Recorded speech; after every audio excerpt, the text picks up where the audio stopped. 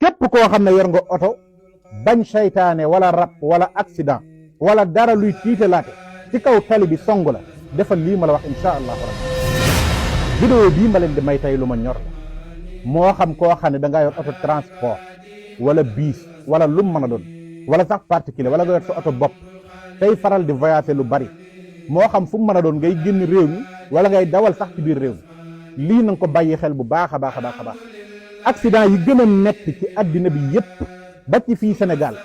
yu ci baree bari li koy sabab ay jinne lay doon ak ay nit guddi ala kulli xaalin lii ma lay wax boo ko laajee chauffeur yu baree bari yi nga xam ne ñu ngi faral di dawal guddi dinañ la wax li ñuy jànkoonteel ak li ñuy gis ci kaw tali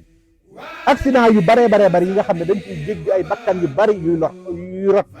bu fekkoonte ne chauffeur bi ci boppam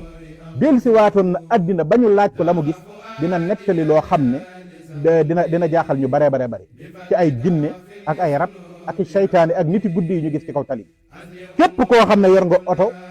bañ saytaane wala rab wala accident wala dara luy tiitalaate ci kaw tali bi song la defal lii ma la wax insha allahu rabbi